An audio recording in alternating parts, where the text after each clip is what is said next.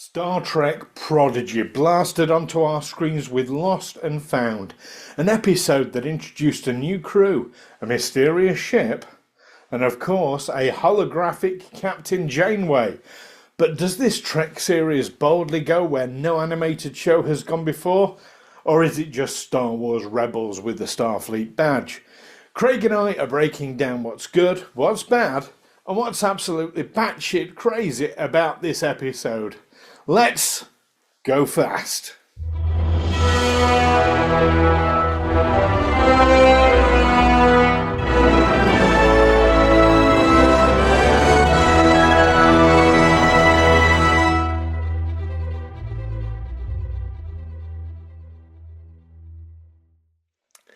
Welcome back, viewers, to Hailing Frequencies and the good, the bad, and the batshit crazy. In this series, we're looking at the pilot episodes of each of the series that has gone before. I am one of your hosts, Stu Jackson.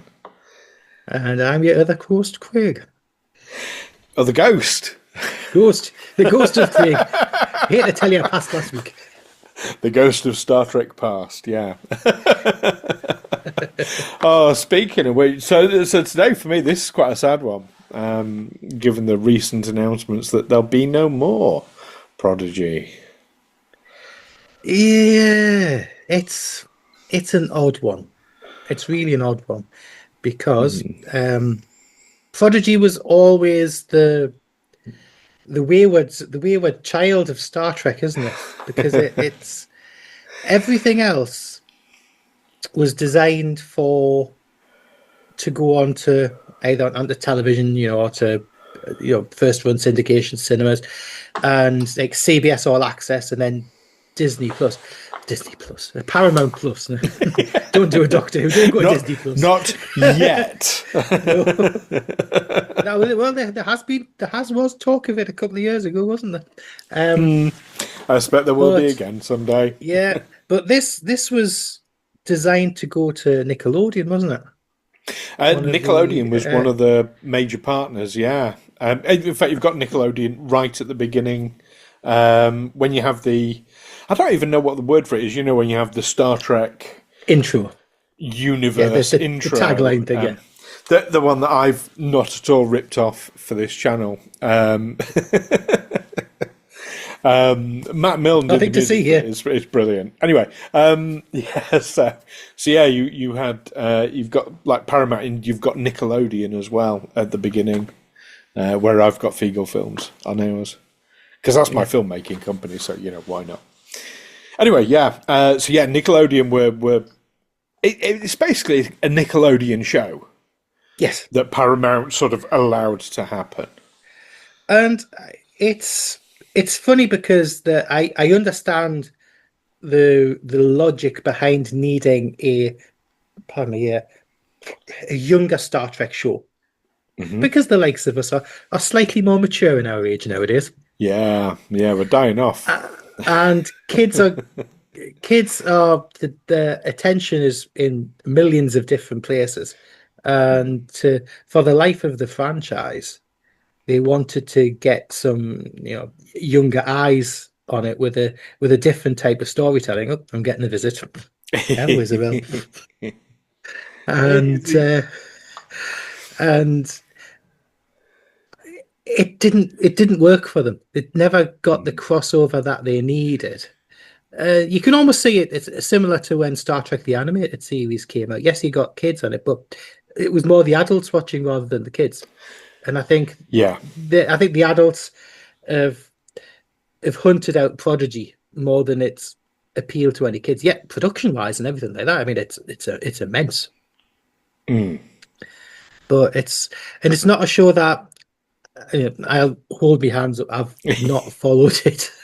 And it's just because generally, I mean, I guess I love lower decks, but generally animation and that isn't my thing. I mean, I'm a big Star Wars fan and love the live action stuff, but I could never get away with Clone Wars and get away with the animation stuff in that way. And it's my fault. It's not the fault of anything how something's being made. It's just me. not to your taste, and that's fine. Infinite diversity and infinite combinations and all that. Not everything's going to be for everyone. And I think, But I am gonna power through it. I'm gonna watch. and we appreciate you for suffering for your art. It's We not appreciate suffering. that. It's not suffering. Well, we like to say that all Trek is good Trek, even Oh, it bad is. Trek. But it's not. See if It's we not say bad Trek. It's See not if we're bad saying Trek. that in the next episode. It's not. I thought it was really good. No, I kind of I got the impression when Prodigy came out they were doing what certainly what Doctor Who had done some years previous, which is like you've got your main show, which is like a family show, and then they introduced a show deliberately aimed at kids with the Sarah Jane Adventures, and a show deliberately aimed at adults that definitely wasn't for kids when it started with Torchwood. But the kids watched it. I know the kids were, yeah. Parents have a lot to answer for, in my view. I can say that because I'm not a parent. But yeah, it was like they were aiming at different markets, and I got that. But it was all within the same umbrella. Yeah, with Doctor Who, it didn't work out because, like you said, the kids watched Torchwood, the adults watched Sarah Jane Adventures, and that's great fun. But I got the impression that that's kind of what Paramount was trying to do with Star Trek to a degree. Was Discovery, very much an adult show. It had swearing in it. It had sort of quite gory scenes in it, And even when it first kicked Picard off. was dropping the F-bomb as well. Picard dropped the F-bomb. Well, Admiral Clancy dropped the F-bomb, but Patrick Stewart did as well. oh, he did. Yes, later. Yes, in season 3. Yes. But yeah, I'm there for it. So yeah, I think it's like about targeting particular markets rather than just saying, "Oh, this is for everyone," which it is, but also not.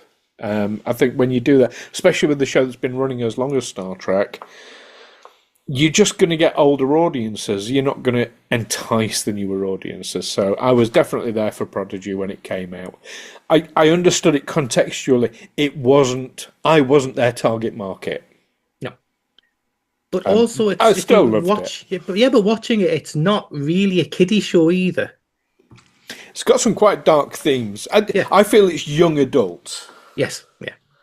It's that which was always a bizarre demographic group to target. Oh yes, we're targeting young adults. No, well, you're targeting teens, which are still children, but they don't like to be called children. But you think? I mean, we got into original series and the movies and Next Generation. I mean, we were pre-teen when we got into Star Trek. We were kids, so we were watching the essentially the adult version of Star Trek from the beginning. 5 or 6 years old. With the original series. Well, the original series I think was geared as a family show. Yes. And I'll use that Doctor Who sort of analogy again. That that's for everyone. That's for kids to watch with their parents, and But to Star bring the whole Trek's family always together. been that through the original series, through the movies, through Next Generation. Even DS9, Voyager, and Enterprise were family shows. For the most part, absolutely. Yeah, you might have the odd episode which pushed the boundaries a bit, but generally it was not something that you would have to shy away from young children watching. No. But yeah, I can understand, like, shows and times evolve, the way people watch evolves, and now that, see, when we were growing up, you'd have one TV in the whole house, so whatever was being watched, everybody watched. Now you've got not only TVs in different places, but everyone's got their own handheld device, so you can have 4 people sat in the same room, all watching completely different things, and that happens. My sister's, she's got, I say kids. Her eldest is 30, but she's like got, she's got teens as well. Oh God, they're nearly in their 20s now, but they'll all sit and they'll watch completely different things, even if they're together. So I can see why Paramount would look at this and say, right, we need to start targeting more specific demographics. Anyway, that was quite a long-winded It's just being old. rabbit hole. Well, yeah, it is, and I get it. You know, we get a lot of comments on the channel from people. Oh, change! Oh no! You know, can't have anything different. Well, no, the only constant in life, the only thing that stays the same, is that everything changes. Live with it. Oh yeah, it's the same. He's but a different, brute. isn't it? Yeah, that's it. It's the same but different. Yeah, I mean, I used to be with it. Then they changed what it was, and now what I'm with isn't it, and what's it is scary to me. I've never purported to be with it. I'm just quoting Simpsons because I was uncool as flip. I remember we were uncool together at school with one other person. Yes, hi Mike. Anyway, right, let's dive in. Oh no! First thing we need to do, of course. I need to call up my timer, which I forgot to do. Oh my goodness, totally unprepared. Yeah, so we need to do a 60-second synopsis. Thereabouts. What I've got written down here. We'll see if I can do it. Okay, well, your time starts now. Okay, so Lost and Found Parts 1 and 2 introduce us to a group of young exiled alien prisoners on the Tars Lamora mining colony who discover a hidden fleet starship, the Protostar. The prisoners, led by Dal, aim to escape the colony and use the ship to achieve their freedom. Their efforts to repair and launch the ship are complicated by the colony's leader, the Diviner, and his enforcer, Dreadnought, who also seek the Protostar. The episode culminates with the crew, including Gwyn, the Diviner's daughter, and Murph, a gelatinous being who I think is just so cute, successfully escaping the colony with control of the Protostar. And at the end, a certain hologram turns up. And we'll leave it at that. Janeway. Right, 10 seconds left to go. Anything final to throw in? Oh, the ship's gorgeous, isn't it? Yeah. A ship you actually like. That's your minute anyway. A ship, and what we agree on. My goodness, the comments we've had about you calling the Enterprise from the J.J. Abrams movies ugly. Fugly. Fugly. It's got the big F word in front of it. We'll have people commenting all over again. Oh my goodness. I don't mind. Our taste is subjective. Yeah. Anyway, I like to think that the J.J. Abrams ship is an acquired taste. If you don't like it, acquire some taste. Anyway, that's not what we're talking about today. So, yes, I totally agree about the Protostar. I think the Protostar drive is a bit out there. But anyway, we'll come on to that. I am sure. Hey, come on, my little network. Indeed. So, we're here to talk about the good, the bad, and the batshit crazy. So let's start with good. What was good for you? I'm actually going to go with my number 2 first rather than my number 1. I think the premise of it is really interesting, where you've got a misfit band of not really kids, but former prisoners of going out and journeying on a Federation starship that they've got. The range of characters in that's really good as well. I think as a package, they got it right. It's something like this you could actually see in a live action variant. If they were going to do like a young adult series, this could work. I mean, I don't think you could do the character designs in live action without it costing an absolute bloody fortune. But this could work as a live action series. Yes. Yes. I can see it. I can see But it. I just think it's intriguing to be a Star Trek show without it being a Star Trek show, but it still feels like a Star Trek show. So I'm going to chime in with my number two as well here because it's very similar and kind of along the same lines about how this is like a really fresh perspective on Star Trek and the Federation. Rather than focusing on Starfleet officers. I mean, we've had Star Trek before that doesn't focus on Starfleet initially with Deep Space Nine, with it being a Bajoran station. But this, where they didn't even know what Starfleet was when they Yeah, start the episode.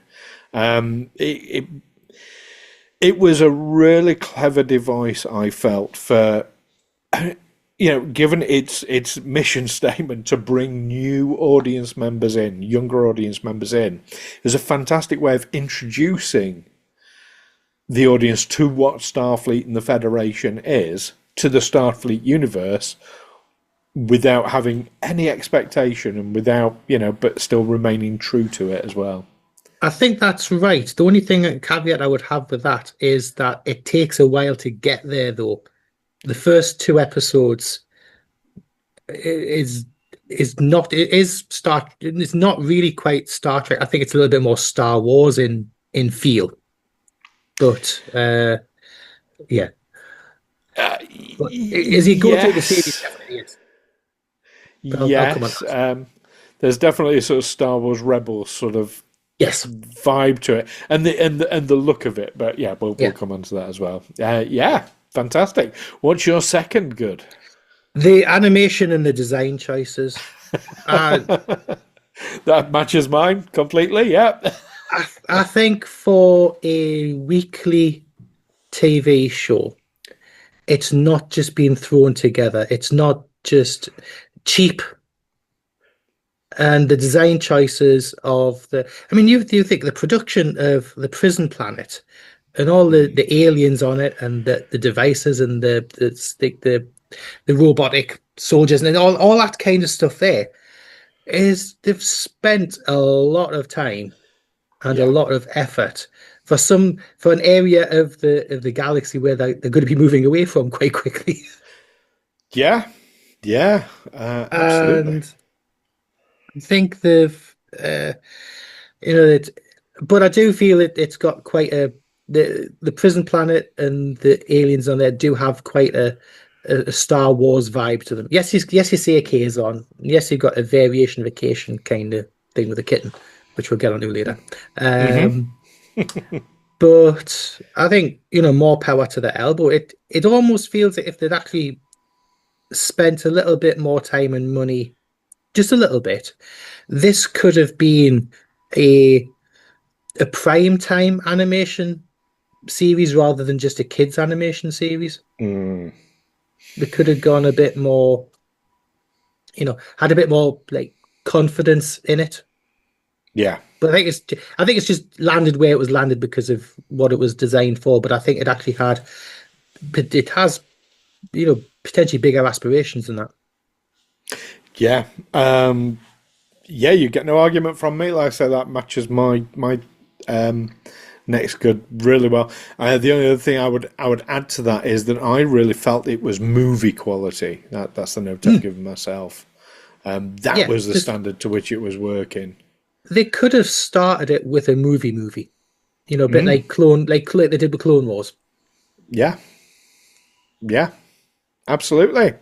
Fantastic. Right, well, we're 2 for 2 on agreeing here. What's your third good? John Noble. Interesting. Oh, Here's I where love we him. damn it aside. I mean, John Noble's great, and I'm not knocking John Noble, but yeah, we have a different good. Yeah. Oh, I love him in everything that he's been in, from Lord of the Rings and stuff onwards. But specifically, Walter Bishop in Fringe was just one of my favorite TV characters of all times, and I just think John Noble is such a brilliant actor, and to have him in Star Trek and in this is a big thing. Really, and I'd love to see him in a live action role in Star Trek because I think he's such a good actor. But I guess fanboy Yes. about it because he's just one of my favorite actors in any case. I totally get that, and I'm there for it. I haven't seen Fringe, I will admit, but there's a lot of things I Gotta see haven't Fringe. seen. I don't have time. Yeah, you'll get rid of bloody But Battlestar Galactica at some point. one point, I've had the box set sat there with the cellophane on for a few years. But yeah, no, I remember him being in DC's Legends of Tomorrow when Yeah. they went back to the Lord of the Rings movie, and yeah, he was great fun, and he struck me as like, some actors like you can tell when they're having fun with it, and yeah, he struck me as someone who like really throws himself in and has a lot of fun. So yeah, I can definitely see that. For me, it is the return of Janeway as a hologram. Give it a completely different take on Janeway as a character, and certainly as the series progresses. Spoiler alert for you here. When we get to meet Admiral Janeway as well, and the juxtaposition between hologram and Admiral is, I think, absolutely fantastic. I think Kate Mulgrew did an amazing job with it, and it makes it feel like a natural successor to Voyager in so many ways. That's So many ways. what's one of my batshit things. Okay. Well, we'll revisit that particular aspect. We'll revisit that. But yeah, not everything, of course, is perfect. There are bad things, and there are certainly bad things about this, I think. So let's dive into that. What's your first one? The first one is not anything at all to do with the quality of the show and thing, but in the opening scene where you got Dal, the chase scene that Dal does, where he's trying to escape and he goes around and tries to get up to the atmosphere and stuff like that. It is just so ripped off from Star Wars. Completely. You just pick that bit's from Solo, that bit there is from the Phantom Menace, and that bit there is from the droid factory from the Attack of the Clones. And it's like, it's really well done, but you're watching it and think, I've seen this before. I've seen this. And when you can pick the references, it's a great little action sequence. It dives you into the show that way on, but it just feels very, derivative. Yes. Yeah, derivative, that would be the word. And that means that our first too bad match. Because I haven't got like the specifics like, oh, that's the droid factory or things like that, but it felt visually, in the style of animation, a bit too close to Star Wars for me. Yeah. It could easily be transplanted. Very easily transplanted. I don't know. I actually, perhaps I should have looked this up. I don't know if they used the same animators from Lucasfilm. Don't think so. I know there has in the past, when it comes to animation, there is, like, I'm going to go real deep dive geeky here. One of our favourite movies, The Wrath of Khan. One of ILM's first ever jobs was creating the Genesis sequence. Yep.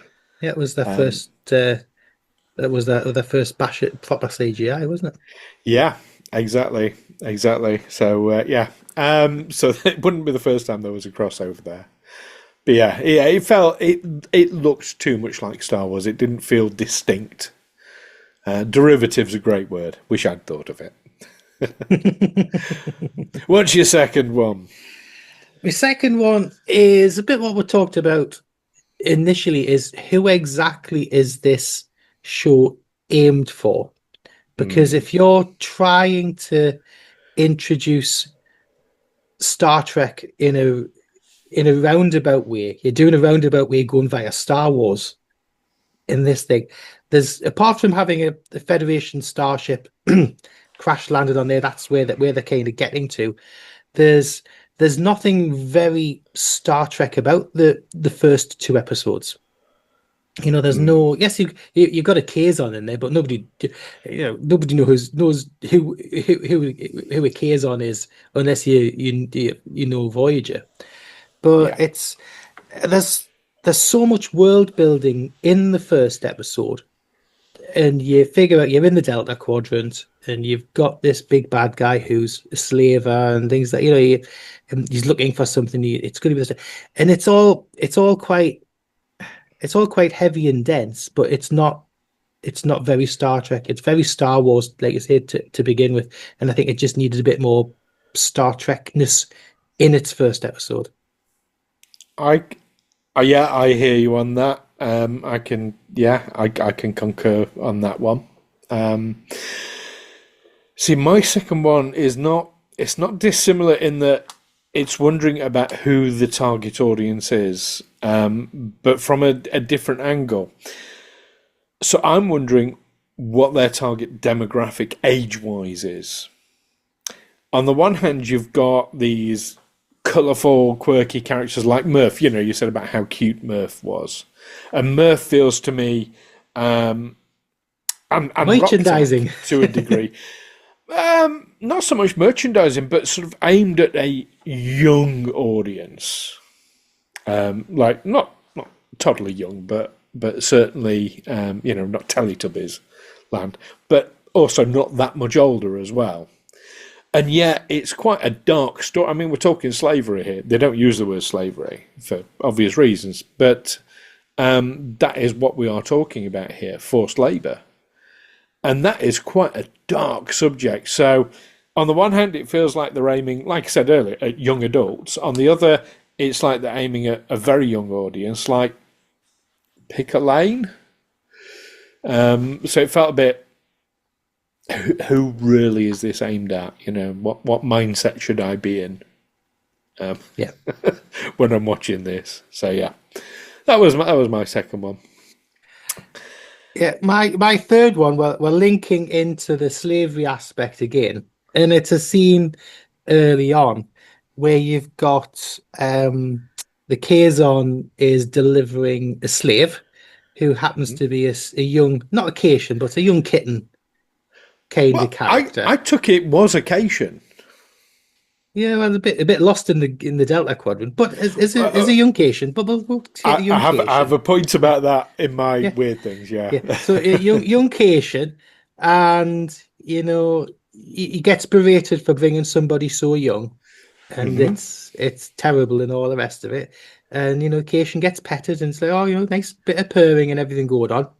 Fast forward to the end of the episode, and the Cation's watching them fly away. I know. And she's just left there on the prison planet all on her own. Heartbreaking. It's like, you absolute bunch of see you next Tuesdays. If they'd figured out like who Starfleet was and then gone back, yeah, I could have forgiven that a little bit. Yeah, but yeah, you're supposed to feel sorry for her. Yeah, they feel sorry for the poor thing. And if she'd had a conscience, because she's fighting against her dad and all the rest of it. Yeah. And it would have been great to have a little Cation on board as an extra crew member. I want a Cation. Yeah, because they could have spent half the episodes fighting who'd actually do the litter trace and stuff.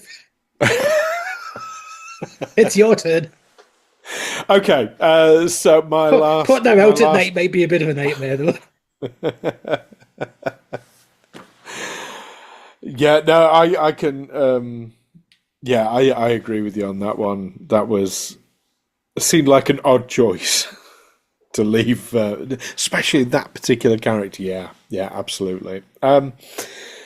For me, you're going to hate me for this one because it's not about John Noble, but it might seem like it is. The villain, the diviner, seems very generic. There's nothing unique or outstanding about him. There's Yeah. nothing. One of the great things. So I love like Loki as a character in the Marvel movies, and oh, his name has gone out my head. Who plays him? Oh, yeah, my brain's gone there as well. So this is viewers watching our senility can't face. Anyway, Tom Hiddleston. Tom Hiddleston, thank you There very you go. much. I The remember. brain takes a while, but it kicks in eventually. I remember Tom Hiddleston saying in an interview that the way he plays the bad guys is that they are the hero of their own journey. Yes. And that, for me, that's what makes Loki such an engaging character. He truly believes he is the hero. Yes, he does like bad things, but you know, the greater good. Ricardo Montalban was exactly the same with Khan. Exactly. I'm not getting any of that from the Diviner.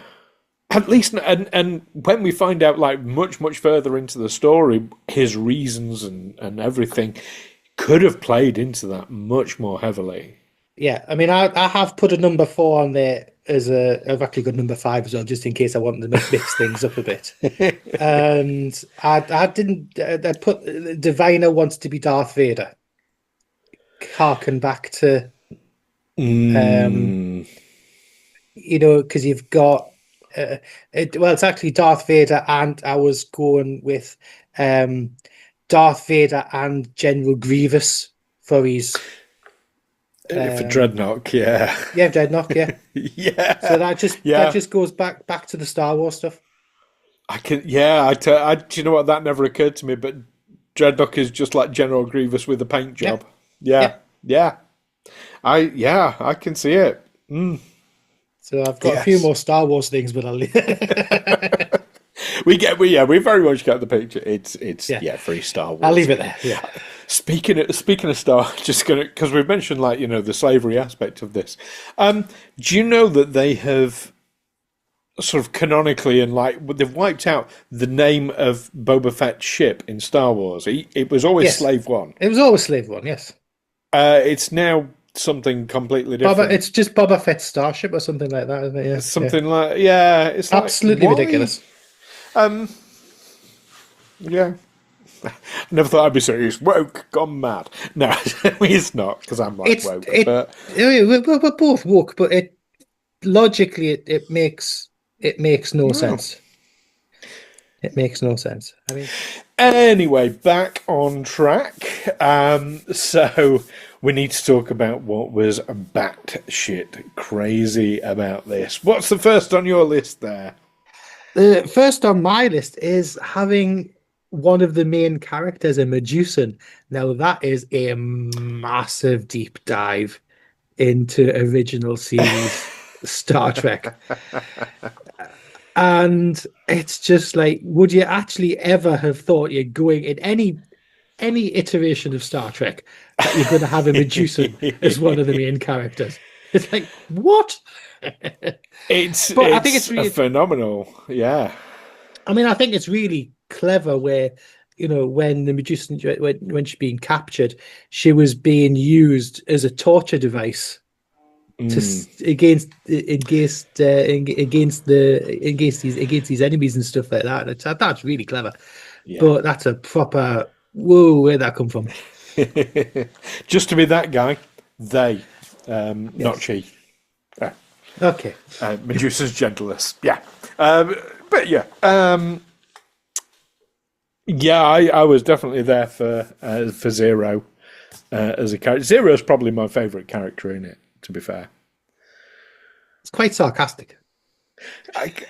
And innocent Comes as of well. Age, yes. Innocent and wise, and yes. I think that's a phenomenal combination. My first batshit one actually includes mention of Zero. You've got all these Alpha Quadrant and Beta Quadrant racers in the Delta Quadrant.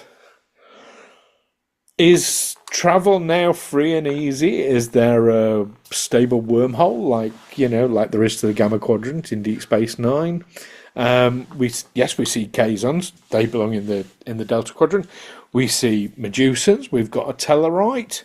We've got I'm assuming a Cation. There's whatever species Morn is. We see a couple of those. Yeah, but this is where you have to think linear, because it's similar to us lot coming out from Africa 100,000 years ago, kind of thing. Over the space travel with the likes of the Medusans, I mean, the Tellarites were warp capable a lot longer than Earth's been. So you've got people who could have migrated. You don't know what generation that they are, for people who've traveled the cosmos since the original series. So you think like Kirk's period, you could have had a Tellarite freighter, that Tellarite ship that was on a deep exploring, either a colony ship or something that's gone 100 years. So you can understand it long term with the odd race in different quadrants. Yes, but there seems to be a lot of them. And I get what they're bridging the gap with other Star Trek, giving you familiar characters and familiar species. But yeah, it just seems a bit, we're muddying the waters about the quadrants here, which, again, I'm bearing in mind, I'm not the target audience, you're not the target audience, so I give them a bit of a pass on that, but it feels like a big oversight without explanation. It nearly ended up as one of my bad, but I thought, no, there might just be things, reasons, so we'll call that a weird one. But yeah, I mean, it could have been since Voyager got back. There's a new version of Thomas Cook setting up. Come visit the Delta Quadrant. Yeah, maybe they've got anti-salamander pills. Yeah, could be for warp. Let's hit warp 10 and try not to turn into a salamander. That's it. Well, I mean, the Protostar must go beyond warp 10 because Voyager could reach almost warp 10. So Protostar going faster. Anyway, that's either that or there could be just variations of eating mushrooms in the start of the 25th century to fly along the mycelial network. They've reopened the files on the Spore drive. That must be it. Yeah. But yeah. Anyway, that's my first word one. What's your second one? Something that was started to mention earlier on is basing this series essentially on Voyager. Is of all the shows that you're trying to appeal to a new audience with, and you're trying to get Star Trek in, you're going with Voyager. So I mean, Voyager has done really, really well on streaming. I know. I think it was in the one of the retrospectives quite recently, they were talking about in the top 10 streaming episodes of Star Trek in the last years of streaming. There's like 3 or 4 episodes of Voyager in the top 10. Right. So I can understand, but it not being, shall we say, the most popular of Star Trek series, you would have thought that they would have somehow linked it to, say, Strange New Worlds or the original series or Discovery wise, where that's your new Trek, so you're trying to get it in there. But to go for Voyager, I mean, it's a brave move and it's a clever move. The whole thing works. Yeah. But if you're in the financial planning meeting, would Voyager have been your first thought to do a spin-off based on for kids? There is a reason why I would seriously consider Voyager, because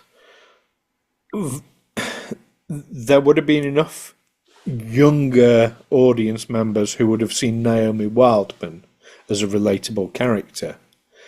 There isn't so much any that young regular characters in any other series. Closest you've got is Wesley. Or Jake Sisko, who grew up quite quickly. Jake's, yes, yeah, it was a bit like Yeah, Jake overnight. and Nog. Suddenly, Jake and Nog really Jake grew and quite Nog, quickly, yeah. and they grew very That's it. quickly on DS9 through necessity of war. Yes, yes, yeah. But DS9 obviously had that much darker vibe, so maybe I don't know. Yeah. Anyway, that will be that, like the Naomi Wildman relatability, maybe. I don't know. Maybe in because they do like lots of focus groups and things like that. Maybe Voyager is the one that the young kids enjoyed the most. Yeah, just going to say anything to do with young teenage boys in 7 of 9. Moving swiftly on. But yeah, TNA. it was a bold choice, for sure. And yeah, Strange New Worlds would have made more sense. But then Strange New Worlds had only just started, so maybe it wasn't established enough, they felt. Yeah. Anyway, they explored an original series style thing later on in the series. You haven't watched all the Prodigy yet, have you? No, I'm going to get through to it. look forward to. I'm gonna get Oh, through it. you've got a cracking episode to look forward to. Well, you've got a few cracking episodes to look forward to. It's the only series that I essentially don't know backwards. Right. Well, know it forwards first. That's my advice. Yeah, so my second batshit one is about Murph being indestructible, it seems. I mean, surviving things like getting sucked into a massive engine intake that would absolutely kill anyone. And it makes me ask, is Murph even alive in the traditional sense? Yes. Of course it is. It's life, Jim, but not as we know it. Does Murph have a brain? Who says it's centralized? That's a good point. Like I say, life, but not as we know it. Yeah, could be. But that's about. I think Murph as a character is just a wild concept. Yeah, I suppose Odo doesn't have a brain, does he? As such. Exactly. It's in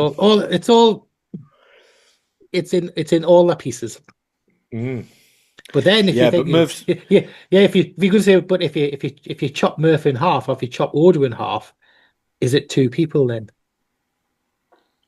Well, this is where you're going to start getting existential. So we'll step away from it. Let's move on. That's a whole video in of its own, I think. What happens when you start dissecting a changeling? Well, I think Picard explored a lot of that anyway. Right, what's your third? You do not, for Star Trek, you do not at all have a main character, Janeway aside, who is actually human. They're all aliens. Now, yeah, it's still going to explore the human condition through the eyes of young aliens who've all got their own different culture, got their own different identity. And I think it's this kind. If you actually look, this cast technically has got the biggest diversity of any Star Trek cast so far. That's a great call. But it's just that there's no human. You would have thought, I kind of would have expected them to have dropped in a character, say, for instance, who was not Janeway, but say like a cadet or somebody who was actually a young cadet, who was a training cadet, who was stuck in stasis. You know, the crew would put in the state.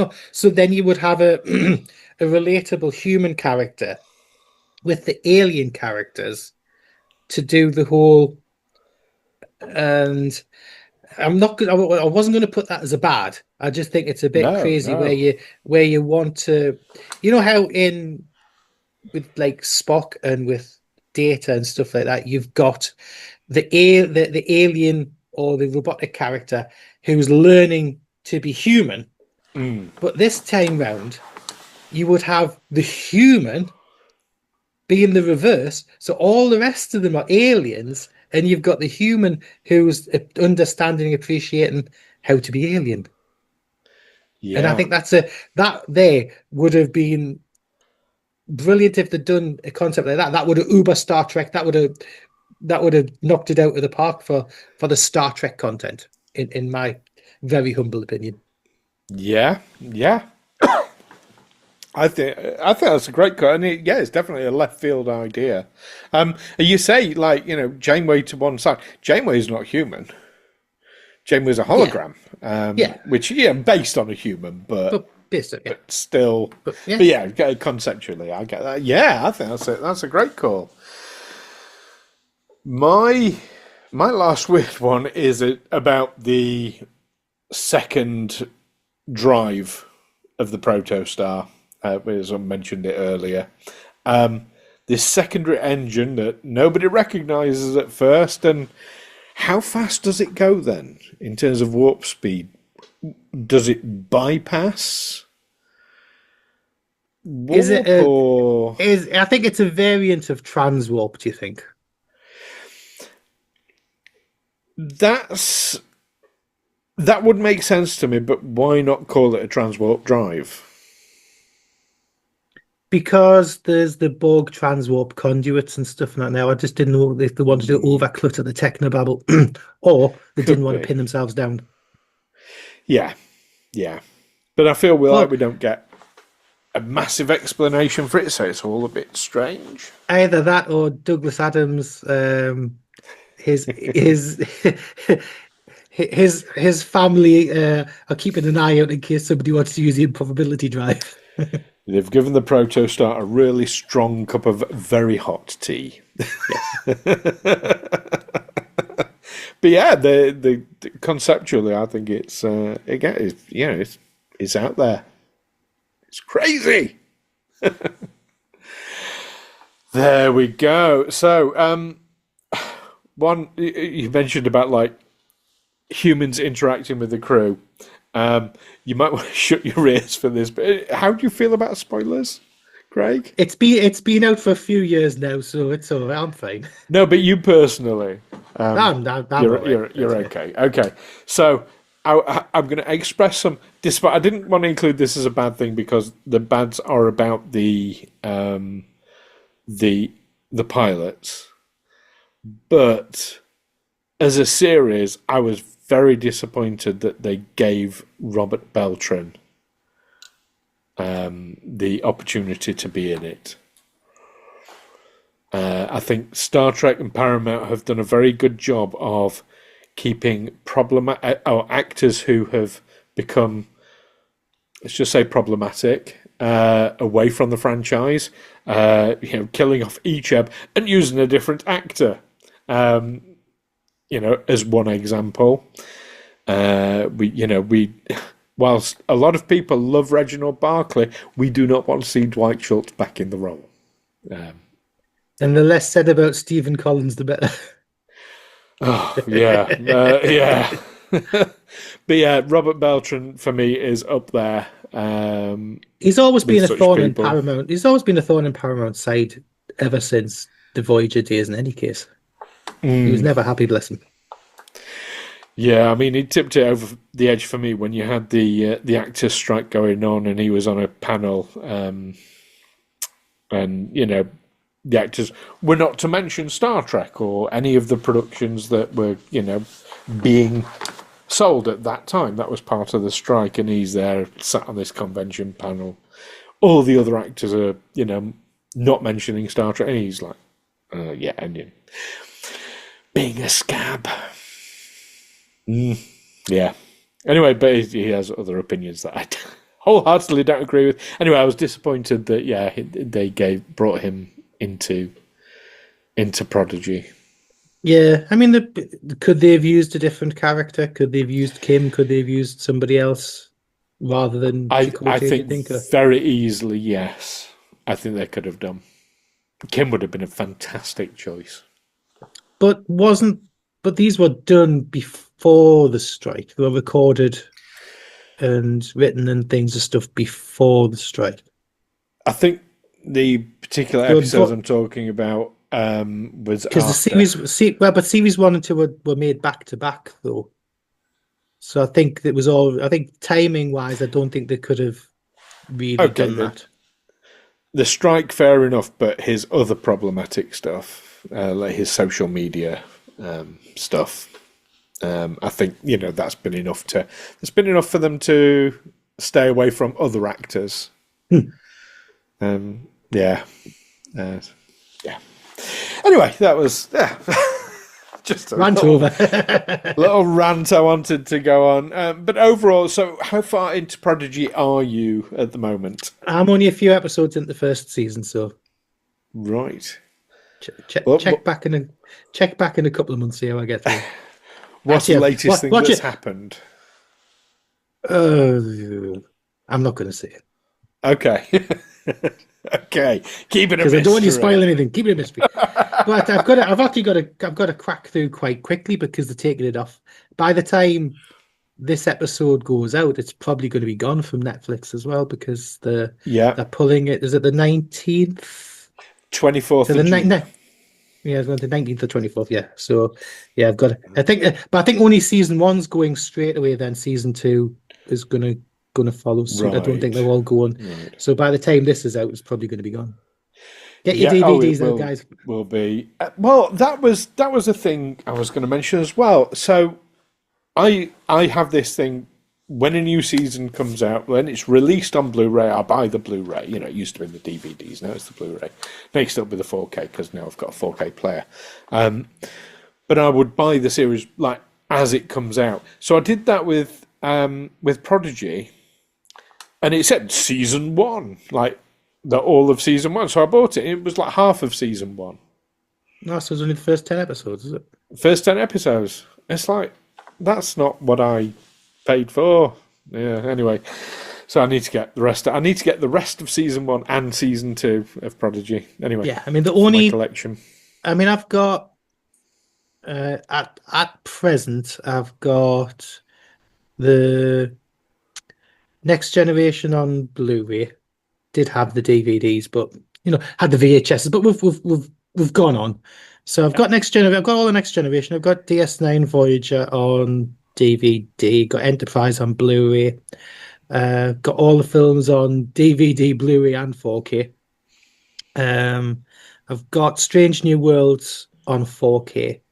I've only got season 1 of Picard on Blu-ray. I haven't actually got season 2 or 3 because I was hoping and holding off just to see if they actually bring it out onto 4K. But because at the minute, Paramount Plus have actually, when Paramount Plus first launched over in the UK, it was only like on like 1080, but now it's actually gone 4K. So, yeah. Yeah. How do you feel about steelbooks? I've got a few steelbooks, but I'm not. I know Mikey's a big collector of steelbooks, and I'm not really. I think I've only got 2 Star Trek steelbooks. I've got a few scattered about. Yeah. I've got where I'm sitting here. Oh yeah. My Star Trek's not usually here because they're on a. They've got their own shelves across the other one.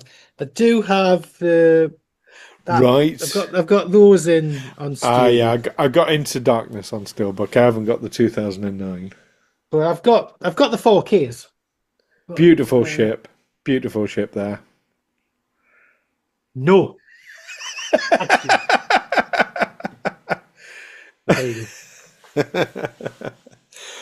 Fantastic. Well, viewers, let us know, what's your favourite format for collecting? Is it DVD, Blu-ray, 4K, Steelbook, VHS? We won't mention Sailing the High Seas. Laserdiscs. Gotta love a Laserdisc. But yeah, and...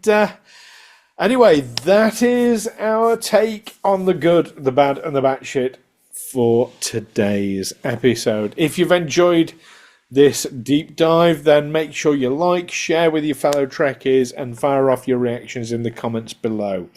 We also want to know what you think was the best, the worst, and the craziest moments from the Prodigy's. You nearly forgot which episode we're on. We've gone so far off topic. Yeah, but what's the episode called again? Lost and Found. Oh my god, Lost and Found. Thank you. Yeah, what do you think was the best, the worst, and the craziest from Lost and Found? And don't forget to make sure you subscribe to the channel as well, and hit the notification bell so that you never miss any new reviews as we chart new Star Trek territory. So until next time, peace and long life. Live long and prosper, guys. Have fun.